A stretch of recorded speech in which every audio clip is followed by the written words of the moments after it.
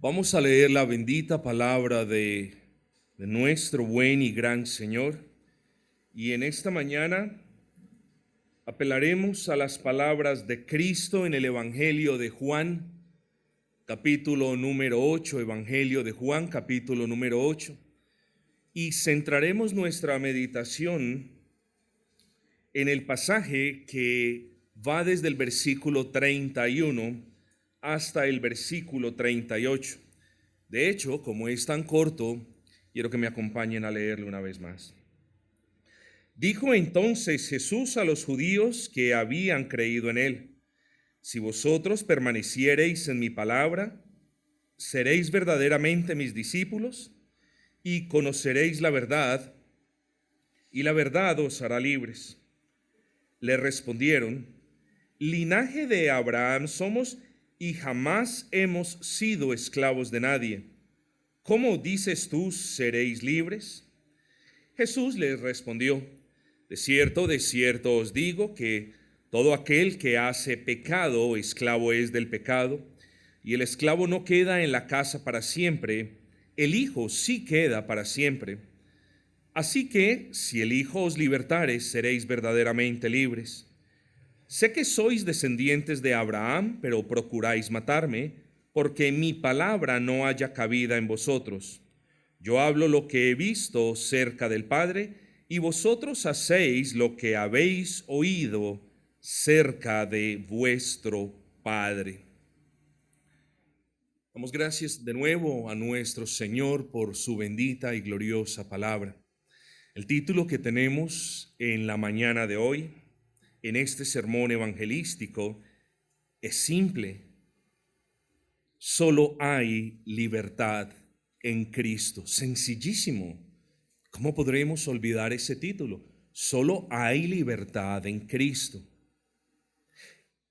Hablando espiritualmente, lo que le quiero decir a usted en esta mañana es que solo usted puede tener libertad de su pecado en la persona de Cristo, mediante la fe en Cristo. ¿En Cristo y otra creencia? No, solo en Cristo. En Cristo y en sus obras, no, solo en Cristo. En Cristo y en el hecho de que usted nació en un hogar cristiano, no, solo se tiene libertad en Cristo. En aquel que es el libertador, el comisionado de Dios para darle libertad a quien está preso en sus pecados. Aquel que cuenta con la capacidad, pues es omnipotente, de disolver las cadenas de esclavitud. En Él y solo en Él hay libertad. Solo hay libertad en Cristo. En esta congregación hemos advertido por casi 9 años acerca del peligro de las falsas profesiones de fe. Es decir, acerca del peligro que corren las personas que dicen con sus labios creer en Cristo, que afirman con sus bocas conocer a Cristo, pero que en realidad no han venido a los pies de Cristo. Es un gran peligro. Estamos hablando de quienes dicen ser cristianos o quienes creen, aún sin decirlo, ser cristianos, sin haber confiado plenamente solo en ese libertador del que hicimos mención hace un instante. Pero esa preocupación no es exclusiva ni de Gracia Redentora ni de mi Reforma, sino que es propia de todas las iglesias verdaderamente evangélicas que procuran la gloria de Cristo. De hecho, este asunto de las falsas profesiones de fe no es algo nuevo. Las falsas profesiones de fe son una triste realidad que siempre han existido y que lamentablemente siempre van a existir. Si usted observa en los evangelios, particularmente en los tiempos de nuestro Señor Jesucristo, en estos tiempos también se pudieron presenciar las falsas profesiones de fe. En aquellos tiempos Existieron personas que vivieron engañadas, ¿te acuerdan el sermón de no hace mucho tiempo? Y murieron engañadas. Personas que creyeron que estaban en paz con Dios cuando en realidad no lo estaban. Y en el contexto del sermón de esta mañana, personas que se creían libres como la alondra y eran esclavos como el siervo. Vengamos entonces a nuestro texto. Las primeras palabras del versículo 34, Jesús les respondió. ¿Con quiénes estaba hablando nuestro Señor? De antemano, pidiendo excusas, pues no tenemos el tiempo suficiente para explicar este texto como amerita, quiero decirles que el Señor Jesucristo no estaba hablando con verdaderos creyentes. Algunos comentaristas aducen que estaba hablando con una multitud promiscua de personas, es decir, con creyentes y con otros que no lo eran. El punto es que este contexto demanda que nosotros pensemos en aquellos que se creían hijos de Dios, pero que no lo eran. Con ellos estaba hablando el Señor Jesucristo. Así que cuando usted lea este contexto, y yo le pido por favor, si usted tiene el tiempo y el deseo de hacerlo en casa, que usted se centre en la realidad de que estaba hablando con personas que no habían creído en Él como el unigénito Hijo de Dios, personas que se habían beneficiado, personas que habían recibido favores de Él, pero que no habían creído en Él. Y aquí tenemos que explicar esto de una manera clara. El hecho de que usted, sin ser cristiano, reciba favores de parte de Dios, eso no le puede a usted dejar la idea de que usted es hijo de Dios. Dios dispensa sus bondades sobre los creyentes y sobre los incrédulos. Dios dispensa sus gracias, al menos las generales, sobre toda la raza humana, y eso lo incluye a usted que no ha creído en Cristo, como a quienes hemos creído en Cristo. El hecho de que Dios dispense un favor particular para su vida no le debe, o usted no lo debe interpretar como, sí, yo soy salvo, yo le recé al Señor y Él me respondió. Tenga cuidado con eso. Usted no puede pensar de esa manera. Estas eran personas que con sus bocas decían, yo creo en Dios, pero que rechazaban al enviado de Dios. ¿Cómo es posible eso? ¿Cómo es posible que existan personas que digan, yo creo en Dios, pero no creo en el enviado? Si usted no cree en el enviado, que es el Hijo eterno de Dios, usted no cree en Dios. Es fácil de comprender. El Señor Jesucristo estaba hablando con personas que practicaban el pecado, no con personas que pecaban, sino con personas que vivían pecando, con personas adictas al pecado, con personas que puede que hubiesen querido salir del pecado, pero que no podían salir del pecado. ¿Y saben por qué no podían salir? Porque estaban atados de pies y manos con los grilletes del pecado. No podían abandonar el lugar donde estaban. Se querían mover y no podían. Querían hacer lo bueno y no podían. Estas personas eran esclavas del pecado. Eran personas que creían más en una genealogía religiosa que en el mismo Señor Jesucristo. Somos simiente de Abraham. Bueno, ¿quién les está diciendo que no? Pero el hecho de que ustedes sean simientes de Abraham no los califica automáticamente para el reino de los cielos. ¿Quién les explicó a ustedes eso mal explicado? ¿No le dice el Señor a estas personas que Él tiene la potestad para levantar aún de las piedras a hijos de Abraham? Usted hoy en día se encuentra a muchas personas que dicen, no, yo soy creyente. Bueno, y cuéntame tu experiencia de la conversión. No, es que yo nací en una familia creyente. Pero ¿hasta cuándo vamos a continuar creyendo esa gran mentira? Usted pudo haber nacido en una familia creyente y seguramente obtuvo muchos beneficios siendo parte de esa familia creyente. Eso nadie lo niega. Y seguramente usted está más aventajado en el conocimiento de algunas verdades que quienes no fuimos parte nunca de una familia de cristianos. Eso también es verdad. Pero el hecho de que usted sea de cuna cristiana no lo califica automáticamente para ser miembro del reino de los cielos. Hasta que el Señor, hasta que el libertador piensa en Colombia. Si Dios no hubiese provisto un libertador, entre comillas, hubiésemos todos continuado siendo esclavos de la corona española. Bueno, es lo mismo con su vida. Si Dios no provee un libertador, usted no puede ser libre del pecado, libre de quien lo domina. Pero estas personas creían eso. Somos libres cuando no lo eran.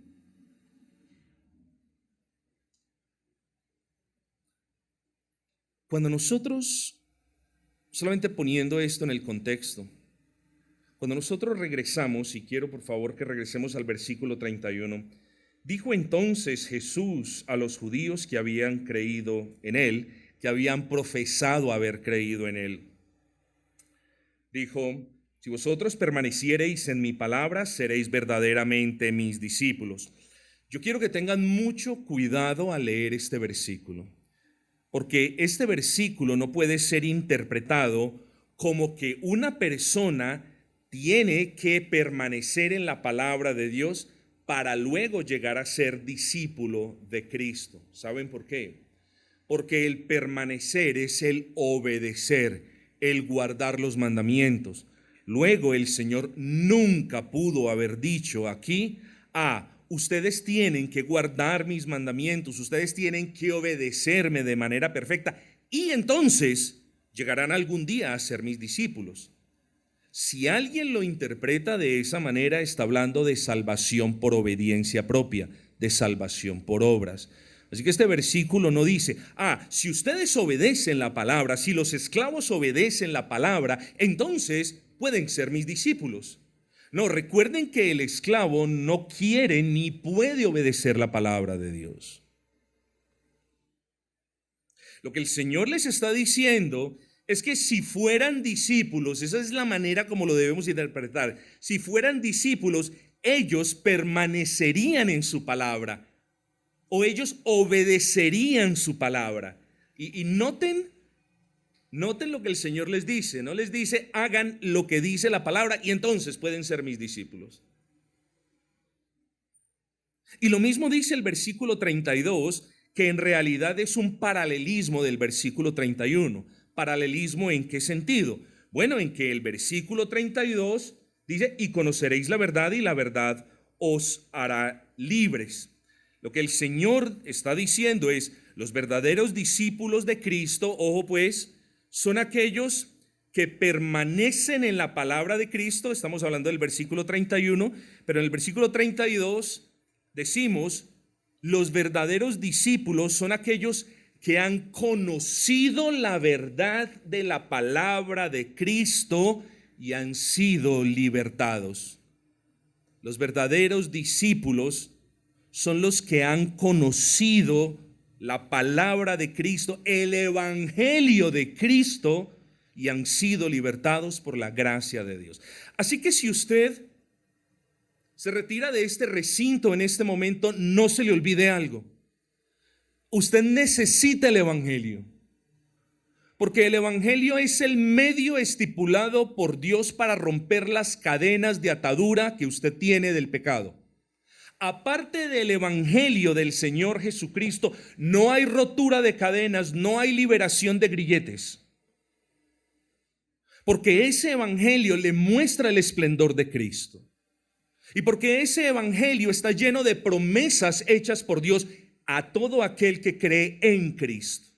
Luego, aparte de ese evangelio y aparte del Cristo del evangelio, no hay esperanza ni para usted, ni para mí, ni para nadie. Es menester que el Señor despierte en usted sed y hambre del evangelio. Y es menester que el Señor le abra sus ojos para que pueda ver al Cristo del evangelio, aquel que murió en la cruz del Calvario por todos los que creen en él, el mismo que derramó su sangre para cubrir la multitud de las culpas de los que creen en él. Él es el verdadero libertador. Y a ese Cristo proclamamos en este púlpito en esta mañana. Versículo 32, y conoceréis la verdad y la verdad os hará libres. Algunas personas creen que la palabra verdad en este versículo 32 hace referencia a Cristo.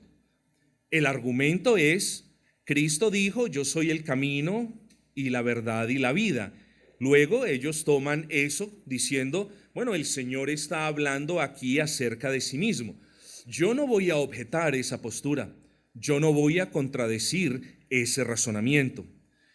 Pero yo creo que una interpretación más precisa de la palabra verdad en el versículo 32 es que esa palabra hace referencia a la verdad, no a Cristo como verdad, eso es irrefutable, todos lo sabemos, sino a la verdad de Cristo. Espero que me haya entendido. La palabra verdad en el versículo 32, en mi opinión, estoy convencido, hace referencia más clara a la verdad de Cristo, no a Cristo como verdad. Sabemos todos que Cristo es el camino, la verdad y la vida. Él es la verdad de Dios.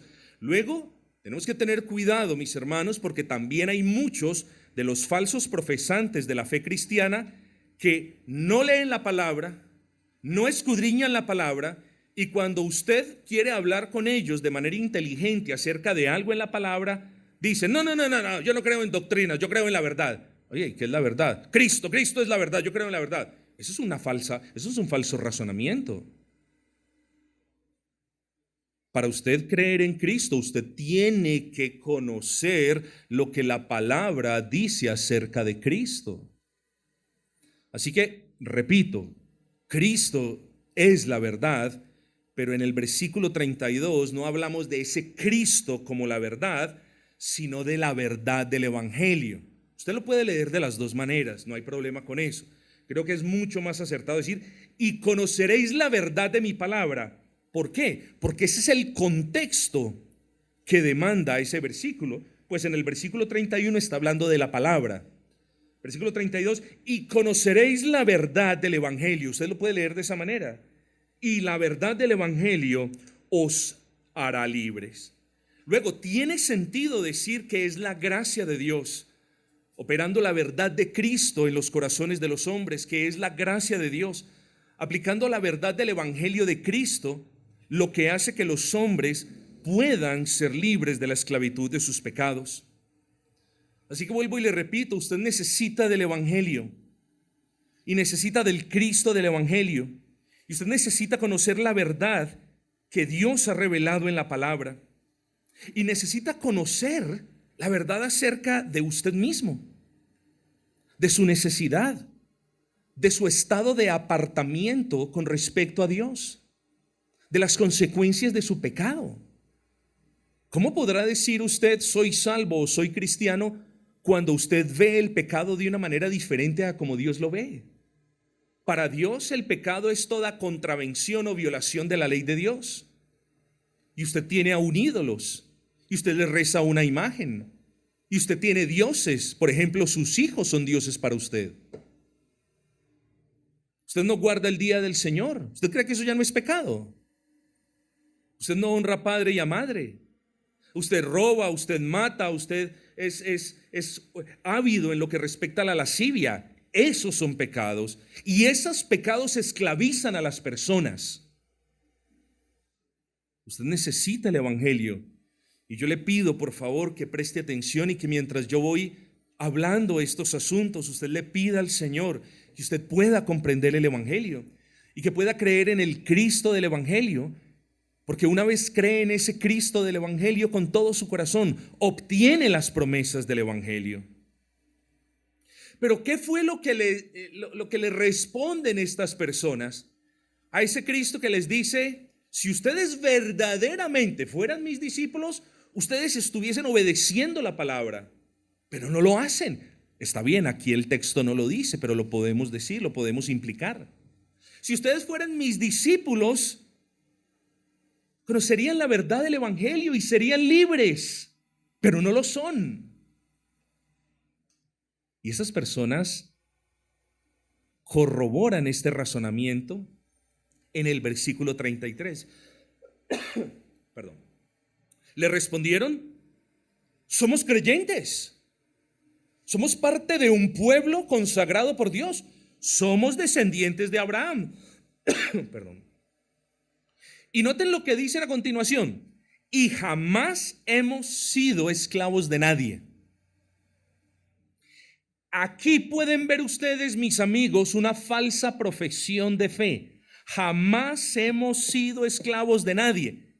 Y no solo, en primer lugar esgrimen sus credenciales: oh, somos cristianos. Y no solo en segundo lugar niegan su realidad de esclavitud, sino que en tercero se ofenden. ¿Cómo dices tú? ¿Seréis libres? ¿Es que acaso no crees que somos esclavos? ¿Perdón? Quienes le estaban respondiendo al Señor Jesucristo, somos libres, fueron los mismos que estuvieron o que fueron esclavos en Egipto. No ellos mismos, sino su descendencia. Fueron los mismos que fueron esclavos o que fueron llevados cautivos a Babilonia. Fueron los mismos que en numerosas ocasiones fueron llevados cautivos por los asirios. Y eran los mismos que en ese momento eran esclavos del Imperio Romano. Y no obstante, tuvieron la desfachatez de decir: somos creyentes. ¿Tú quién te crees? Somos libres. Y así es usted. Si usted no ha creído en Cristo, quizás usted se sienta libre cuando en realidad no lo es.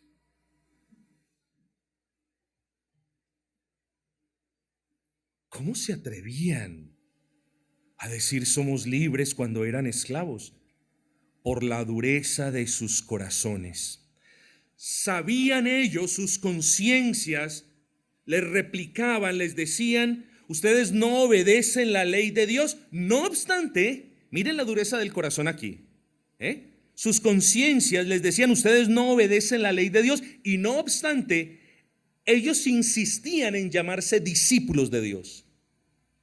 Sabían que eran esclavos del pecado y pese a eso persistían en llamarse libres. Eran hijos del diablo y no cesaban de llamarse hijos de Dios. Pastor, ¿usted por qué les dice hijos del diablo, pobrecitos? Lea el pasaje que sigue a continuación. Si fueseis hijos de Abraham, versículo 39, las obras de Abraham harías. Es decir, si vosotros en realidad fueseis hijos de Abraham, vosotros tendríais la fe de Abraham, obedecerías la ley como Abraham. Alguien dice: la ley no vino sino hasta Moisés. No. La ley siempre ha estado en los hijos del Señor. Y dice más adelante, 42, si vuestro padre fuese Dios, ciertamente me amaríais. Ahí está el punto. Eran hijos del diablo, pero se creían hijos de Dios. El padre de ellos era Satanás, pero creían que el padre era Jehová, rey de los ejércitos. Así que yo le pregunto, ¿qué dice usted de usted mismo? ¿Soy hijo de Dios? ¿Soy salvo? ¿Soy libre? Es lo que usted dice. ¿Es usted ese esclavo que puede ver su pecado y que reconoce su estado de esclavitud? ¿O es por el contrario un esclavo que ve sus cadenas, que a diario arrastra con pesadez las cadenas de su pecado y que no contento con ello, besa las cadenas del pecado, como solían decir los puritanos? Y luego dice, después de arrastrar las cadenas y de besar las cadenas, dice: yo soy libre, soy cristiano. Tenga cuidado. Pero noten lo que a continuación les dice el Señor en el versículo 34. de cierto os digo que todo aquel que hace pecado, esclavo es del pecado. Pastor, ¿cómo sé yo si soy esclavo del pecado? Bueno, no, ese no es el foco del sermón, pero ser esclavo del pecado es sencillamente no tener dominio o poder sobre el pecado. Es decir, usted comete un pecado y no puede dejar de cometer ese pecado. Eso es ser esclavo del pecado. Aquí no estamos hablando de la persona que comete un pecado, que lucha, que vence, sino de la persona que persiste, que lleva por años cometiendo ese pecado. Persona que puede que quiera dejar ese pecado, pero no lo puede hacer. Eso le debe levantar una bandera roja. Eso marca la esclavitud del pecado. Así que no estamos hablando de la persona o del creyente que comete un pecado, sino que estamos hablando de aquel cuya vida es caracterizada por el pecado. Hablamos, por ejemplo, para mencionar algunos puntos, de las personas. Esclavo es el que no puede dejar los amuletos, ni las vírgenes, ni las estampas, ni las veladoras, ni las imágenes. Esa persona es esclava. No lo puede dejar de hacer. Y si no lo hace a la luz pública, lo hace en lo oculto. Ese es un esclavo. Hablamos de quienes mienten todo el día, todos los días, y siempre ven la mentira como algo justificable. Esa persona es esclava. Hablamos de quienes no pueden dejar de ver cosas inmorales en el internet. Esas personas son esclavas del pecado. Hablamos de los ladrones y de quienes todos los días se enfilan sus lenguas en contra del prójimo. Esos son esclavos del pecado. Así que le hago una pregunta, respóndasela. No evite responder esta pregunta. ¿Es usted esclavo del pecado? Mire lo que hace. Recuerde lo que estaba haciendo. Mire lo que ha venido haciendo por un tiempo, porque eso muestra si usted es un cristiano en pecado o si usted es un pecador que necesita a Cristo y que lo libere de esas cadenas. Que las palabras de Cristo no salgan de su corazón. Todo aquel que hace pecado, que practica el pecado, esclavo es del pecado. Y si Cristo, que es Dios encarnado, dice eso, no le haga un mal a su alma creyendo que usted puede interpretar esto de una mejor manera. La interpretación correcta es: si usted persiste, si usted practica en el pecado, no lo mire de otra manera. Esclavo es del pecado. No lo esconda, esclavo es del pecado. Pero gracias a Dios, de nuevo hay un Cristo que es el libertador. Y ese Cristo es la única esperanza para todos los esclavos. No hay herramienta humana que le permita a usted cortar las cadenas del pecado. No hay hombre que le permita a usted, que le ayude a usted a cortar los grilletes del pecado. No hay, solo Cristo. Pero aún hay más. Ahora el Señor Jesucristo procede a mostrar las consecuencias de la esclavitud del pecado. Versículo 35. Y el esclavo no queda en la casa para siempre. ¿Usted sabe dónde está usted? Usted está en un local común y corriente. No muy bonito, poquito estrecho. Pero el local no importa. Usted está hoy reunido con la iglesia de Cristo, que, como dice la Escritura, es la casa de Dios. Así que note las siguientes palabras. Y el esclavo no queda en la casa de Dios para siempre. Usted puede seguir viniendo, puede seguir escuchando el evangelio, puede seguir gozándose con los hermanos, puede tener buena comunión con otros, pero si usted no cree en Cristo, no va a quedar en la casa de Dios. Puede disfrutar de los beneficios de la iglesia, de la casa de Dios por un tiempo, pero no va a quedar aquí. El esclavo no es heredero de la casa de su señor. El esclavo al pecado no tiene derechos para ser parte de la familia ni de la herencia del Señor. Hombre, ¿no nos acordamos del carácter miserable de la vida de los esclavos? Veían los privilegios de aquellos que vivían en la casa de su amo, pero los veían a la distancia. Pero ellos estaban afuera, alejados de todo privilegio y llenos de necesidades. ¿No nos acordamos que los esclavos eran aquellos que no tenían reposo ni gozo? El esclavo espiritual, el esclavo del pecado, es una persona que no goza de comunión con Dios. Es una persona que en realidad goza de algunos favores al reunirse en la casa de Dios, pero que no siendo parte de la casa de Dios, está alejado de los privilegios reales. Que no se nos olvide eso.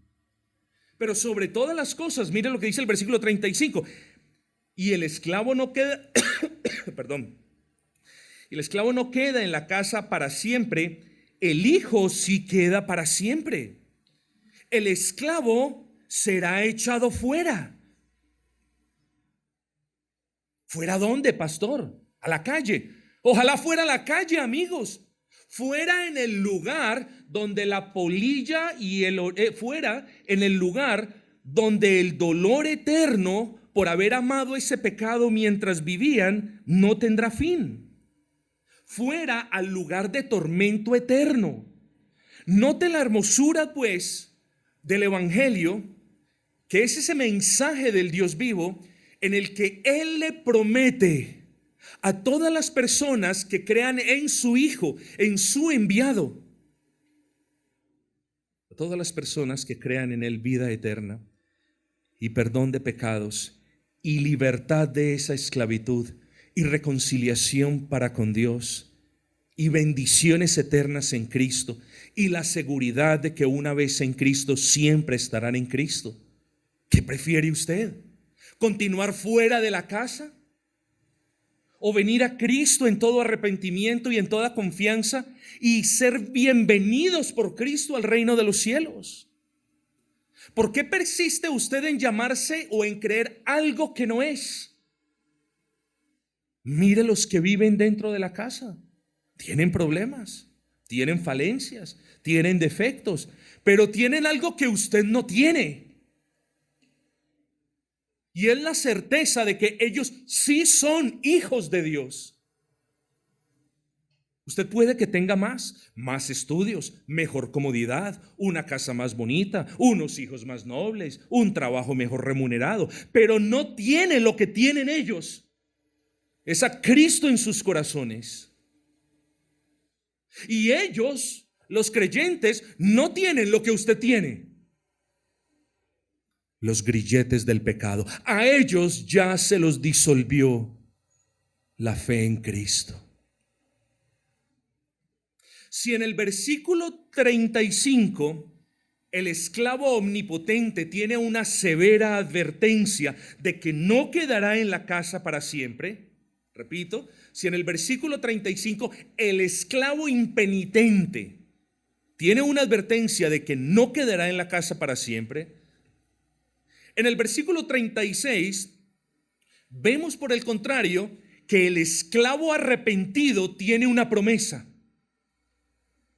¿Sí la notaron? El esclavo arrepentido tiene una promesa, y esa promesa es: si el Hijo los libertare, ellos serán verdaderamente libres. ¿Y cómo es que el Hijo me puede libertar? Yo quiero que el Hijo me liberte. Pídale a Dios. Ruéguele a Dios que usted pueda ver sus pecados y que se pueda doler con sus pecados. Dígale a Dios: Señor, dame arrepentimiento genuino de mis pecados. Señor, dame la bendición inmensa de que yo me pueda doler por mis pecados. Señor, obra en mi corazón de tal manera que yo sienta fastidio y repudio por mis pecados.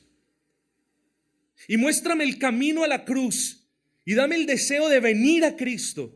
Y yo le hago una pregunta: ¿usted cree que Él no se lo concederá? si Dios no le concede eso al que en verdad se humilla, Dios estuviera faltando a su palabra. Porque Dios no desprecia un corazón contrito y humillado.